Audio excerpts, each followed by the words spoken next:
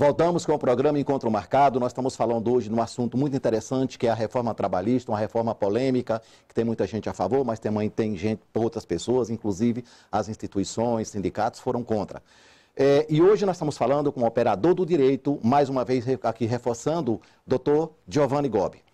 Nós estávamos falando da questão do trabalho intermitente. Eu gostaria que realmente isso desse continuidade aí para que nossos telespectadores pudessem realmente saber o que é isso. Certo. Como nós havíamos iniciado, né, Jaime? O trabalho intermitente é aquele feito de forma esporádica, de forma ocasional, de forma em que ora o trabalhador, ora o funcionário, ele vai estar trabalhando, né, e ora ele não vai estar trabalhando. Gera vínculo? Gera. Isso foi uma legalização daquele popularmente chamado de bico. Como isso funciona? Vou dar um exemplo para facilitar. Determinada empresa, ela percebe que a primeira semana de cada mês ela tem um fluxo maior de clientes, de vendas, né?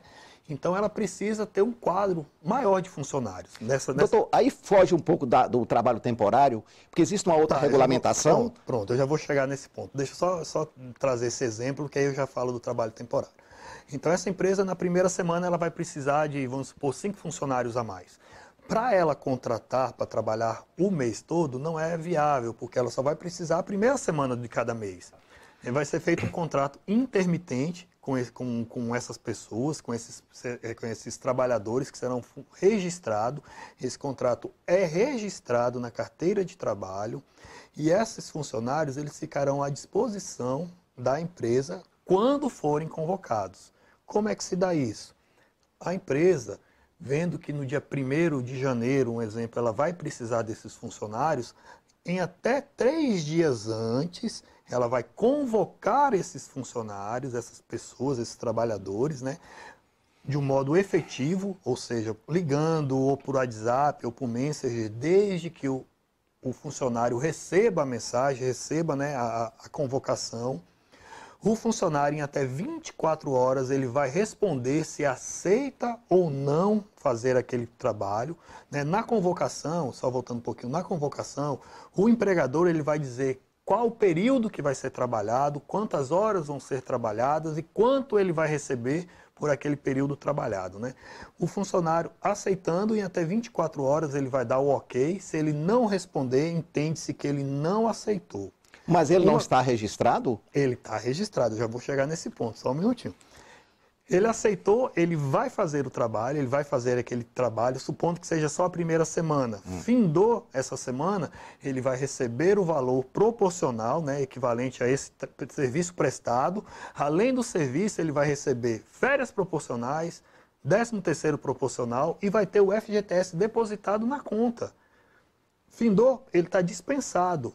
Ele pode trabalhar em qualquer outra empresa, ele pode fazer vários contratos intermitentes. Só uma dúvida. E no todos registrados na carteira de trabalho. Só uma dúvida. E no caso da homologação, seria proporcional às horas trabalhadas? Sim, tudo vai ser proporcional às horas trabalhadas. Tem que respeitar a hora equivalente ao salário mínimo, né? Então, se ele for contratado para receber o salário mínimo, ele trabalhou 10 dias, ele vai receber proporcional aos 10 dias trabalhados com base no salário mínimo ou com base no que ganha um funcionário efetivo da empresa que vai exercer, o que exerce a mesma função a qual ele foi contratado de forma intermitente. A diferença para o temporário está aí. Nesse contrato intermitente, passado 2, 3, 4 dias e o empregador viu que a necessidade de ter esses funcionários continuam, ele pode novamente fazer essa convocação. Em 3 dias, convocar novamente esses funcionários, eles vão dizer se vão ou se não vão prestar esse serviço e podem ou não prestar. Uma questão aí é com relação à recusa. Quando é que eu posso, vamos dizer, dispensá-lo, rescindir esse contrato assinado? Com a primeira recusa, com a segunda, com a terceira? A gente não sabe ainda, porque a lei não traz esses parâmetros. Isso daí só o futuro é que vai nos dizer.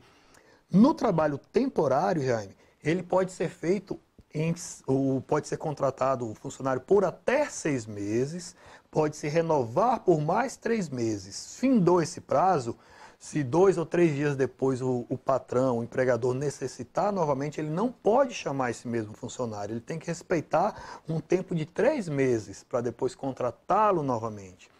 E esse funcionário que trabalha de forma, voltando para o intermitente, que ele trabalha de forma intermitente, ele pode ter vários contratos de trabalho de forma intermitente registrados em sua carteira de trabalho.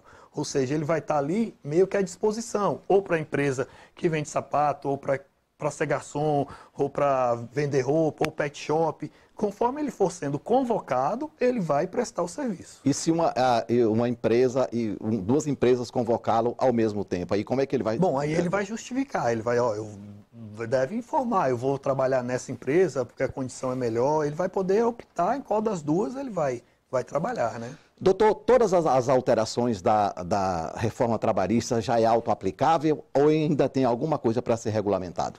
Bom, os contratos novos, eles vão ser aplicados.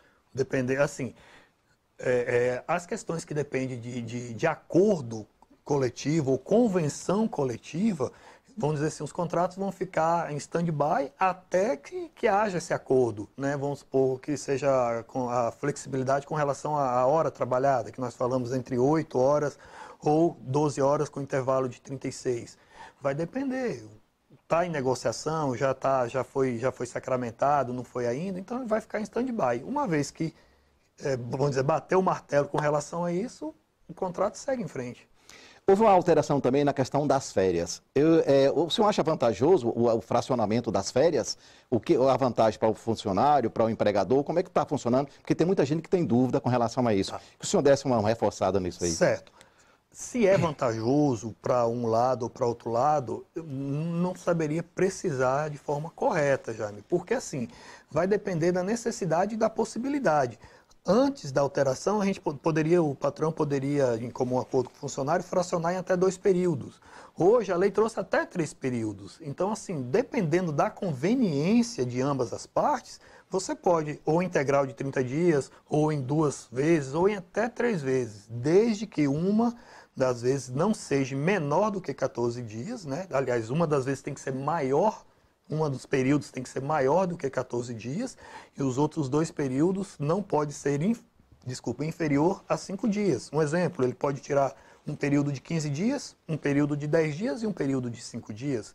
Então, assim, se é benéfico ou se não é, o tempo é quem vai dizer, mas possibilitou a empregada e ao patrão mais essa possibilidade de, ao invés de ser uma única vez ou 2 vezes, pode ser até 3 vezes. Né? E ainda, se me permite, ainda com relação a férias, na CLT, na lei anterior, menores de 18 anos e maiores de 50 anos eram obrigados a tirar férias em um único período. Agora não, ele pode ser fracionado também em até 3 períodos. Uma outra questão com relação a férias é a questão da venda, popularmente dito, né? A venda das férias, vou vender minhas férias. O empregado ele pode vender até 1/3 de suas férias, ou seja, ele pode vender até 10 dias de suas férias. Com relação ao pagamento do abono relativo às férias, o patrão ele deve efetuar esse pagamento até 2 dias antes do empregado sair de férias, sob pena de, assim não fazendo, ter que pagar em dobro. E uma outra questão também, em relação às férias ainda, o início das férias do empregado deve ser até 2 dias antes de qualquer feriado. Por exemplo, um feriado é na quarta-feira, ele não pode sair de férias na segunda, ele deve sair de férias antes, ou seja, tem que respeitar esses 2 dias. E também não pode coincidir com o descanso semanal remunerado, ou seja, o dia de descanso dele é no sábado, ele não pode iniciar as férias dele no sábado, ou inicia antes ou inicia depois. Uma outra questão realmente polêmica é a questão do imposto sindical. A lei anterior, você tem que descontar um dia de trabalho para os sindicatos, para pagamento do imposto sindical. E como é que ficou essa situação? Parece que foi abolido? Exatamente, tornou-se facultativo, na verdade, não é que foi abolido ou não, tornou-se facultativo. Antes da reforma, era obrigatório o recolhimento de o equivalente a um dia de serviço, né, a título de imposto sindical. Hoje não, hoje o empregado ele tem a faculdade de requerer ao patrão que seja descontado esse dia de trabalho ou não. Se ele quiser contribuir com a categoria, ele tem que expressamente, né, por escrito, comunicar ao patrão que deseja que seja feito o desconto e repassado ao sindicato. O trabalho remoto também passou a compor a nova lei. O que é isso? Tá, o trabalho remoto é o chamado office home, né, o trabalho em casa. É uma outra modalidade que a lei também, assim como o trabalho intermitente, procurou regulamentar, procurou regularizar. O cuidado que deve se ter com esse tipo de trabalho, que é aquele em que o funcionário não vai na empresa ou vai de vez em quando, ele vai trabalhar em casa, ele deve ser minucioso com relação ao quê? Onde será o local que ele vai trabalhar, na casa dele, ou no escritório que ele tem, né? Qual o horário que ele vai exercer, qual a jornada de trabalho que ele vai fazer, os equipamentos que vai ser utilizado, um computador, impressora, um notebook e tal. Quem vai Não comprar... necessariamente da empresa, pode ser dele.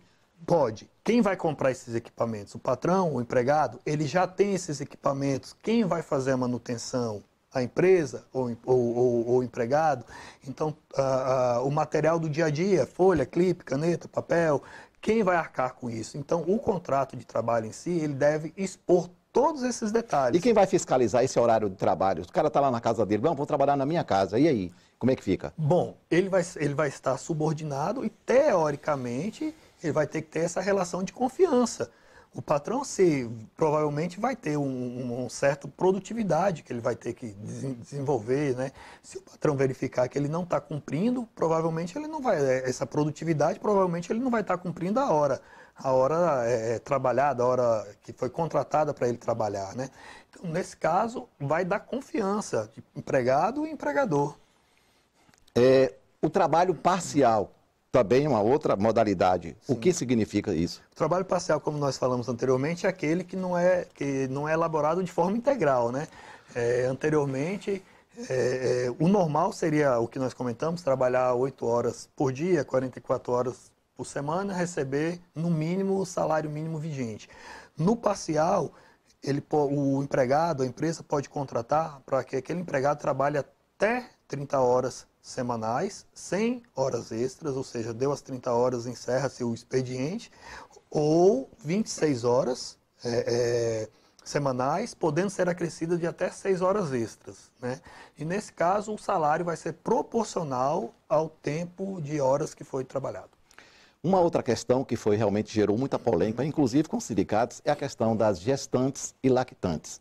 Que o senhor explicasse um pouquinho aí o que mudou nessa relação. Bom, os direitos adquiridos das gestantes e da lactante continuam os mesmos. O que mudou foi a possibilidade da gestante ou da lactante trabalhar em locais insalubres. Insalubre ou insalubridade são aqueles locais de trabalho que expõem o trabalhador a algum risco de saúde. E esse risco pode ser em grau máximo, em grau médio ou em grau mínimo. No grau mínimo, para quem trabalha, ele tem um abono de 10% a mais no seu salário. No grau médio, ele tem 20% e no grau máximo, ele tem 40%. A nova lei autorizou que gestantes possam trabalhar em locais insalubres até o grau médio, ou seja, podem trabalhar no grau mínimo e no grau médio, sendo proibido no grau máximo. Salvo recomendação médica, se tiver um atestado médico que ela não pode trabalhar em local insalubre, seja mínimo ou médio, ela não vai trabalhar. E para as lactantes, elas podem trabalhar desde o grau máximo até o grau mínimo, independente salvo se tiver questões médicas que a impeçam de trabalhar, né? A polêmica gerou a questão isso. O que o governo quis com isso? Como adicional de salubridade varia de 10% a 20% ou até 40%, né, se for no grau máximo, seria um valor a mais que a gestante ou que a lactante teria para se sustentar e sustento do filho, né, as questões de gastos. Só que até que ponto isso vale a pena expor em risco a vida de uma mãe, de uma pessoa que está grávida, né, em troca desses valores. Então, o futuro vai dizer se foi viável, se não foi, se valeu a pena ou se não valeu, né? Estamos apresentando o programa Encontro Marcado, falando hoje com o advogado Giovanni Gobi. Vamos a um pequeno intervalo, voltamos daqui a pouquinho.